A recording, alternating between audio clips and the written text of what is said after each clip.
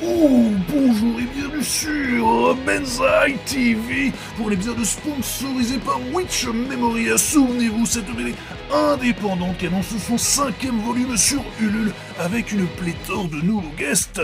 N'ayons pas les moindres d'ailleurs, en la personne de Chéchounette, Tonton Arthéon ou Elisa Lady Phantom Hive. Witch Memory, c'est aussi un motion comics avec un casting de voix composé de pointures en la matière, comme les voix de Zelda, Oui, Freezer, Cartman, Matt Damon ou encore Bob Lennon. Retrouvez le chef otaku, la team JDG et moi-même dans des aventures d'Heroic Fantasy déjà disponibles sur 4 volumes, mais non seulement, vous pouvez déjà financer la suite en commandant le 5e volume, mais aussi tout rattraper d'un coup avec un super pack intégral et vous mettre à jour. Tout ça alors que les 2 premiers volumes sont déjà entièrement disponibles sur la chaîne, en audiobook gratuit. Non mais merci qui ? Merci Cast11. Cliquez vite sur le lien en description sans tarder pour précommander Witch Memory et soutenir ce beau projet. N'oubliez pas qu'on y trouvera Chéchounet en short. Tout de suite, votre Hard Corner avec la vraie voix de Benjamin Daniel. Je suis le Super Saiyan.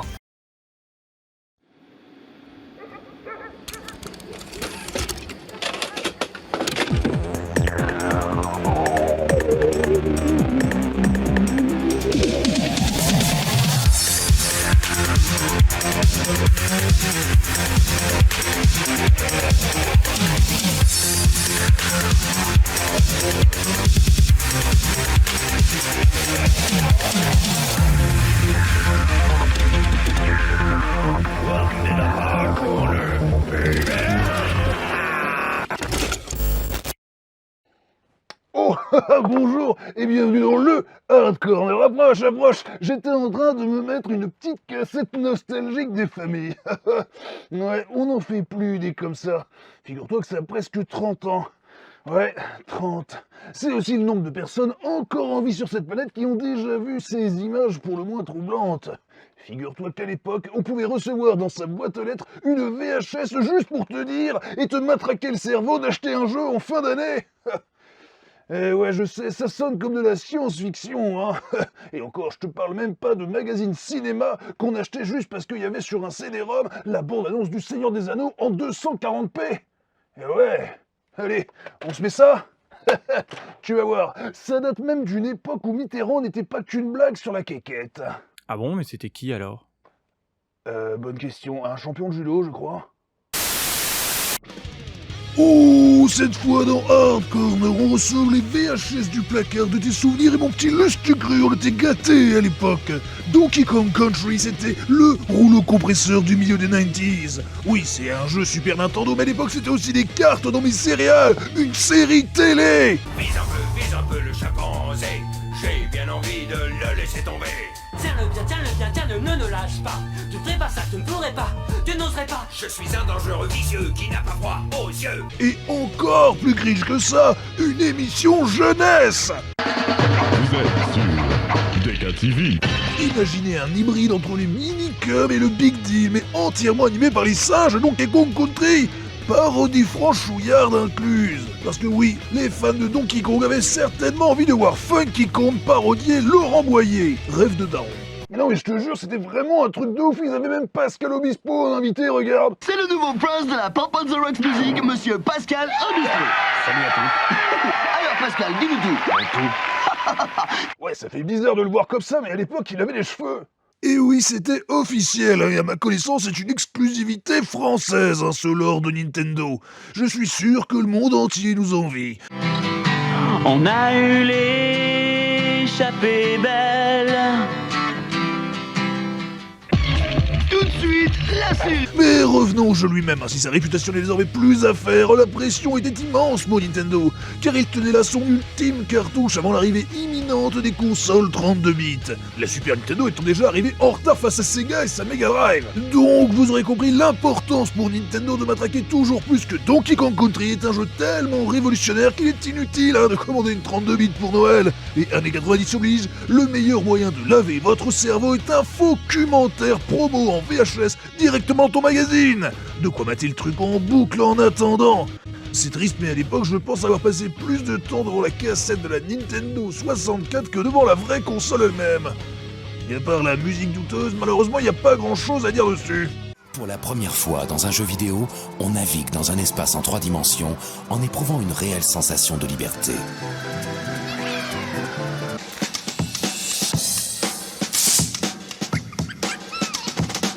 Bon, maintenant vous avez tout le contexte pour vous imaginer en pyjama devant la télé du salon, fébrile de voir enfin le fameux jeu en images, totalement inconscient de s'infliger soi-même un tunnel de publicité.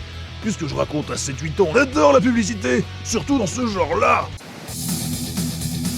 Parce que Donkey Kong Country nous sert ici un montage frénétique bien MTV, bien Jones, bien redoublé à la ZAB, bien télécablé, bien mongolisant de l'époque. Et puis ce style-là, grunge surfer man-child, ça a pris un coup de vieux aussi. Cheveux longs et air d'ahuri permanent. Tu crois que je ressemblerai à ça, moi, quand je serai grand? Pourtant, c'était des modèles à l'époque. Tu m'étonnes que Madar en avait mal au crâne quand elle essayait de regarder un truc avec nous. Non mais regardez cette pub, par exemple. I'm gonna have to write you up for that last one. Stunt Race FX with the Super FX chip for multi-dimensional visual weirdnicity, only on the Super NES. Parce qu'il faut bien comprendre un truc, c'est que tout était beaucoup plus cool, filmé avec des grands angles et des contre-plongées, avec des murs de texte qui veulent absolument rien dire, et surtout un effet stroboscopique comme si on était en boîte de nuit.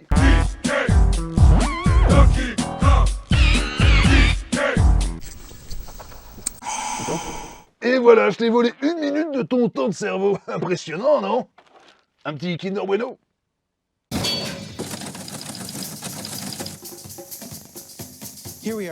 Et aujourd'hui, nous allons à Redmond, Washington pour découvrir en exclusivité le plus grand jeu de Nintendo de tous les temps, Donkey Kong Country. On va bien s'éclater. Mais attendez, vous êtes sérieux? Vos images subliminales qui me hanteront toute ma vie? Ah, mais je connais ça, c'est Twin Peaks. Noob, ça n'a rien à voir avec Twin Peaks, tu vois bien que...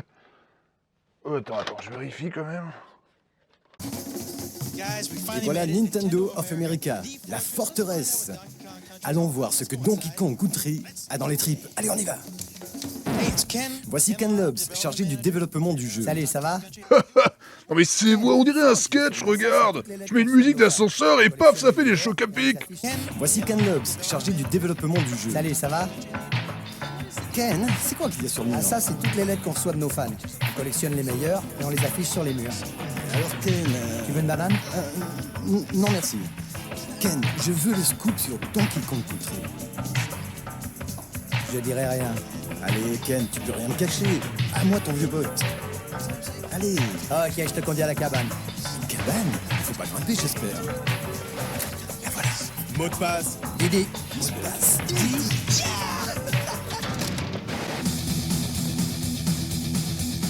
Putain, mais t'imagines si on faisait la promo des jeux comme ça de nos jours? Salut bande de petits Kong, moi c'est Jet et je suis ici pour visiter le studio où est fabriqué Star Citizen. C'est ici qu'ils font le jeu avec leurs toutes petites mains. Let's go, on va aller à l'intérieur et voir toutes ces infos exclusives rien que pour vous. Let's go, yes! Les mecs, je suis à l'intérieur du studio, c'est super secret, on n'a vraiment pas le droit d'être là. Attention, je vais taper à la porte, voir ce qu'il se passe. Password. Oh, j'étais bon, je connais le mot de passe. Wing Commander, yes! Non, mot de passe PayPal. Ah, oui, bien sûr. Tenez, prenez tout ce qu'il y a dessus, s'il vous plaît. Après avoir dit 1000 fois Didi, nous y sommes enfin. On va aller dire bonjour à Tony Harmon. Il est manager du développement chez Nintendo. Tony, comment tu vas? Pas mal. Bienvenue dans la cabane. Merci, bon. Tony, raconte-nous le scénario du jeu. Bah, si tu veux connaître le scénario, il faut parler à Dan Housen. Le voilà. Ah, salut Dan. Comment ça va? Pas mal et toi? Dan, raconte-nous le scénario du jeu. On a pu créer une toute nouvelle histoire avec un monde nouveau, des personnages inédits. Moi, celui que j'aime surtout, c'est Diddy Kong, c'est le plus important d'entre eux. Il aimerait bien être un grand gorille. Diddy Kong, c'est le copain super cool de Donkey Kong. Il le suit partout, il aimerait bien lui ressembler. Tout commence avec Diddy qui surveille la réserve de bananes en pleine jungle. La nuit tombe et les Kremlings en profitent pour enfermer Diddy dans un tonneau. Les Kremlings? Ah ouais, les Kremlings, c'est une tribu de reptiles maléfiques. Ils infestent l'île et ils sont jaloux de la réserve de bananes. Ah, bah, moi aussi je serais jaloux de la réserve de bananes. Ah ouais, comme nous tous. Jaloux d'une réserve de bananes? En tout cas, les mecs se prennent grave au sérieux, hein. Attends, je vais mettre une meilleure musique. Ok, cool, mais si Candy Kong porte un body pour cacher ses formes, ça veut dire que Donkey Kong est vraiment à poil avec une cravate, non? Qu'on voit ces grosses burnes qui virevoltent et que Didi doit renifler la raie de son cul pendant tout le jeu. On est d'accord qu'il est nudiste alors. Hein, c'est ça? Ouais, bon, effectivement, j'y avais pas pensé. Les gars, on va repousser le jeu de quelques mois, je crois. Il y a Cranky, la star du premier Donkey Kong. Ah oui, lui il a pris un sacré coup de vieux, hein. Et puis il y a Funky Kong, le surfeur californien. Ouais, Funky Kong, il vous fait voyager sur Air Funky, entre toutes les différentes parties du jeu. Et puis on a aussi Candy Kong, c'est la copine de Donkey. Ok, tout ça a l'air sympa. C'est vrai que le scénario de Donkey Kong, c'est vraiment un chef-d'œuvre. Hein. Ça mériterait sa propre adaptation d'HBO. Ah mais attends, c'est déjà le cas, non? Non, vous confondez avec The Last of Us. Non, attends. Tu vas pas me faire croire que ça, c'est pas Diddy Kong, peut-être? Et non, hein, n'essayez pas de régler votre téléviseur, je vous ai dit que c'était cool l'effet stroboscope, hein. Et surtout, à côté, le jeu paraît encore plus fluide que la vraie vie, alors que notre œil ne voit pas au-delà de 24 FPS, comme tout le monde le sait. Ces gens-là testent Donkey Kong à longueur de journée. On a des centaines de niveaux dans Donkey Kong, et ces gars-là jouent 100 à 200 fois sur chaque niveau pour s'assurer qu'il n'y a pas de bug. Voici le proto. Il y a 8 microprocesseurs de 4 mégas chacun, ce qui en fait un 32 mégabits. Oh, ça fait beaucoup de bits. En fait, c'est le plus gros jeu de tous les temps. Ces 32 mégas nous permettent une grande variété de mouvements et de décors. Attends une minute, là, t'as dit quoi? Le plus grand jeu de tous les temps? Des niveaux dans la jungle, dans des pyramides, dans des grottes, puis il y a aussi des entrepôts. En fait, il y a plein d'endroits bizarres sur cette île.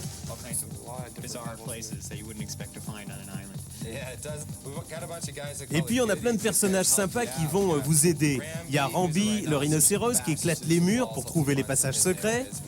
Il y a Winky, la grenouille. Alors celui-là, il est top, il saute plus haut que tout le monde.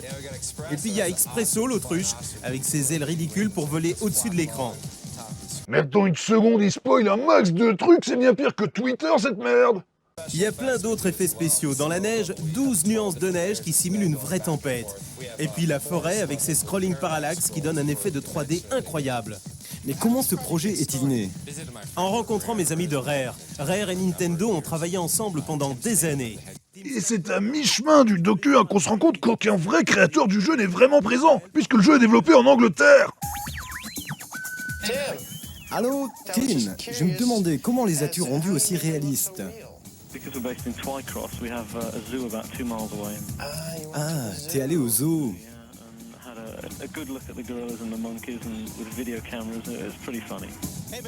Salut Didi. Moi quand j'étais gamin, j'étais tellement con que je croyais que les singes étaient vraiment dans le studio. Et ça vous fait quoi d'être des protos?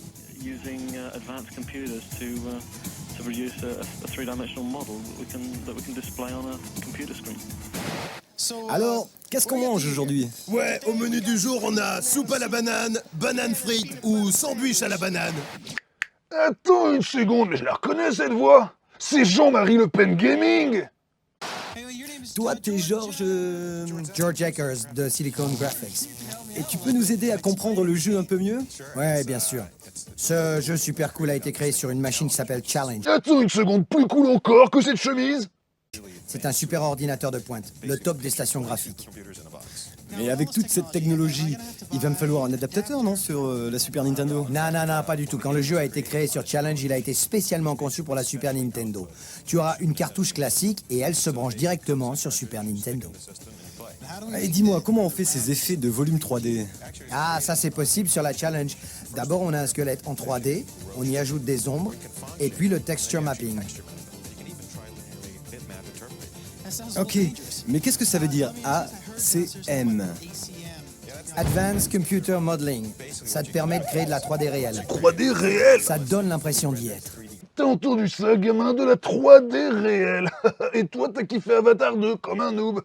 Alors que la 3D n'est même pas réelle. Ah bon? Ben oui, réfléchis, ça existe pas, les navis, contrairement aux gorilles. C'est les machines sur lesquelles ont été créés les effets spéciaux de Terminator 2, Jurassic Park et True Lies.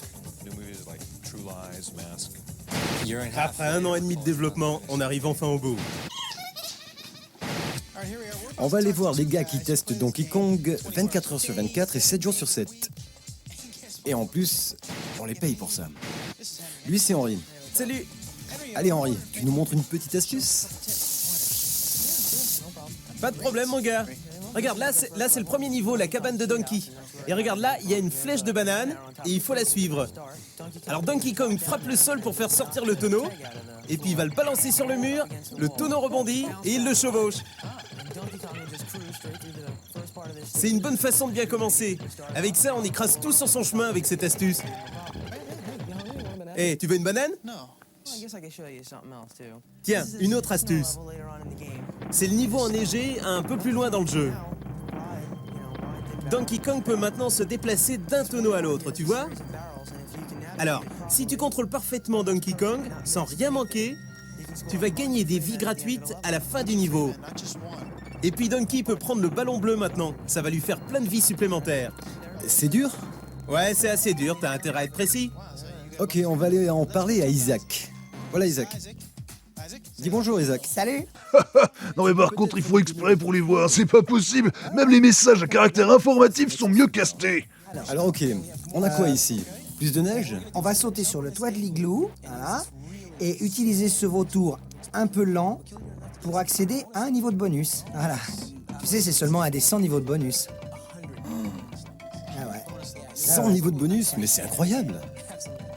Alors maintenant, il faut que tu devines dans quel tonneau se cache le médaillon. Ah, ok, on va essayer. Hein. Vas-y, essaye. À droite? Tout à fait à droite. Ah ouais, c'est bien. Facile, c'est moi Donkey. C'était lui Donkey Kong? Mais je l'avais pas reconnu depuis le début. Une deuxième astuce avec Didi. Ah, j'adore Didi. Didi, Didi, il est très cool. Tu marches ici, tu sautes sur la tête de ce petit machin, tu attrapes la corde, et puis tu sautes juste sur la trappe et tu prends le TNT. Tu vas le lancer sur le baril d'essence enflammé, et tu sautes dans une autre zone de bonus. Maintenant, ce que tu fais dans cette Non mais attends, il spoil un max de trucs, hein. C'est l'inverse de la com moderne en fait. Ok les petits cons, on est ici dans la salle de bêta test sur le jeu Star Citizen. Ces mecs sont payés pour jouer aux jeux vidéo et à Star Citizen. C'est vraiment un boulot de rêve, n'est-ce pas? Ces gars sont là à jouer au jeu des milliers d'heures pour nous débarrasser de tous les petits bugs. Alors moi les mecs, j'ai une question. Regardez comment ces mecs ont la pêche. Mais une question subsiste. Allez les mecs. Combien de bugs il peut rester maintenant, hein?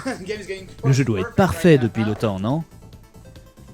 J'ai pas raison? À mort les bugs!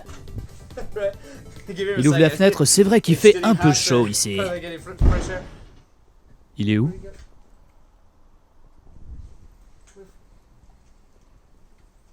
Qu'est-ce que...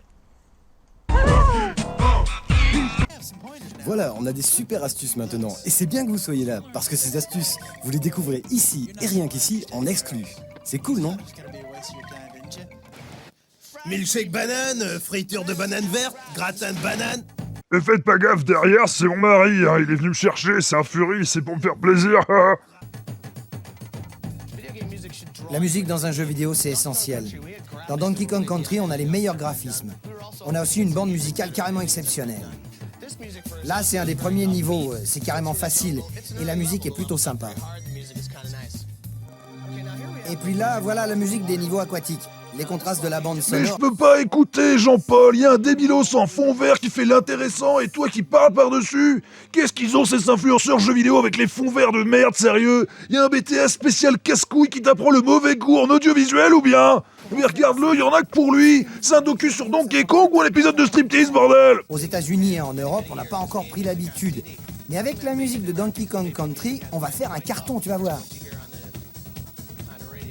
Eh, tu te crois en boîte, là? Ah ouais, ah non, mais les bleus. Il parle de gros schtroumpfs, là. Et c'est quoi ces gros trucs bleus, là? Ah, je les aime bien. Ils sont gros, ils sont bleus et ils sont costauds. Le tout suivi, bien sûr, par plus de spoil sur les options du jeu. Autour d'un régime de banane, bien sûr. Monstre qui se transforme en rocher. Alors dès que la lumière s'allume, il te fonce dessus, regarde. Ah, moi je les trouve vachement cool, ceux-là. Ah ouais. Ah, c'est vraiment un passage c'est sympa. vraiment un passage sympa. Ah mais par contre, faudra qu'on m'explique une chose. Pourquoi il y a tous ces sextoys là, comme ça, normal dans le bureau? C'est Sodome et Gomorre à ce niveau de décadence. C'est juste des bananes. Non mais j'en ai rien à foutre de la marque du sextoy, je dis juste que c'est pas hygiénique, ça n'a rien à foutre dans une vidéo pour enfants. Non mais c'est un fruit. Ça se mange en fait. Ah mais c'est dégueulasse comme pratique, je voulais pas savoir ça. Oh. Et puis il y a Engarde. Engarde, c'est le poisson que chevauche Donkey et il transperce ses ennemis avec son rostre. Et je crois bien que gamin, c'est la première fois que j'entendais le mot rostre. Heureusement que j'avais un dictionnaire sous la main. Vous pensez quoi du wagon dans la mine? Ah ouais, c'est vraiment un des meilleurs niveaux. Et c'est là que je me suis rendu compte qu'ils mentaient tous à rebours, hein, parce que personne n'aime ce putain de niveau des rails. Les rails désaffectés. Ok les gars, maintenant parlez-nous du scénario auquel tout le monde a hâte de jouer. Ce qui est vraiment bien avec ce jeu, c'est que votre mentor, en fait, qui était avec vous depuis le début de l'histoire, il meurt à la fin. Et puis votre ami aussi était manipulé depuis le début de l'histoire. Waouh, ça c'est de l'info, j'ai hâte de ne pas avoir de surprise lorsque je testerai ça chez moi. Super! Que pensez-vous que les gens vont dire en voyant ce jeu? En fait, il n'y a rien à dire. Ce jeu est tellement fort, tu le vois, tu le veux. Ah ouais, tu t'en lasses même pas. Écoute, j'y ai joué plus d'une centaine de fois et plus tu joues, plus t'as envie d'y rejouer. Bon là, si vous savez pas que c'est du jeu vidéo, il parle littéralement d'une drogue, on est d'accord, hein. Et c'est moi où on a encore perdu les couleurs. Je fais un AVC? Ah non, peut-être pas, mais en tout cas, ils font tout pour vous faire une crise d'épilepsie. Vous noterez bien sûr les injonctions à ne pas acheter autre chose qu'une Super NES, hein, qui commençait déjà à pas mal vieillir. Mais cette cassette nous rappelle aussi que même si certains jeux sont devenus cultes, ils sont arrivés très tard, hein, voire quasiment après la guerre.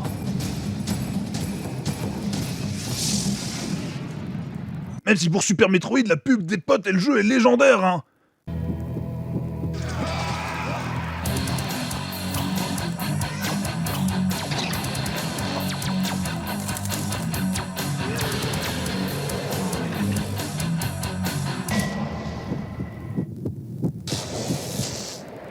Et c'est assez bizarre de voir Secret of Mana passer à la moulinette et devenu un épisode de Père Castor, le truc. Les mecs galéraient vraiment avec les designs japonais. Super NES comes an exciting tale, The Secret of Mana.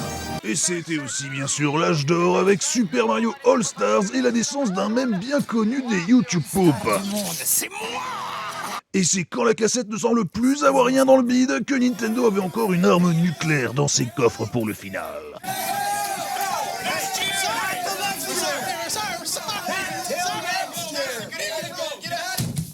Et c'était énorme hein, pour l'époque, hein. Je sais pas si vous réalisez, mais Killer Instinct deviendra l'un des meilleurs jeux de combat de la console, pourtant saturé dans le genre. Et ce, en face de Tekken et Virtua Fighter. Je sais pas si vous réalisez le tour de force absolu. Ouais, Rare avait vraiment de l'or dans les mains pendant cette décennie. Et puis, il y a eu Microsoft, mais bref. Oh, Killer Instinct, non mais quel hype à l'époque quand même. Mais moi, pas de peau, ma mère m'avait acheté Rise of the Robot à la place. Rise of the Robot, un jeu sorti en 1994. Le jeu est mauvais. Mais mauvais. Mais à un point, mais c'est un scandale. Ouais, c'est sûrement pour ça que j'ai mal tourné d'ailleurs. La drogue? Pire, France Loisirs. Et figure-toi que je suis encore abonné. Oh la vache. Mais du coup, moi, je vais vous laisser. Hein. Mais attends, c'est pas pour toi ce colis qui traîne là? Qu'est-ce que t'es venu faire ici? C'est quoi d'ailleurs? Oh, une banane! Oh, et d'occasion en plus. Qui a commandé cette merde du coup? Texas Granger!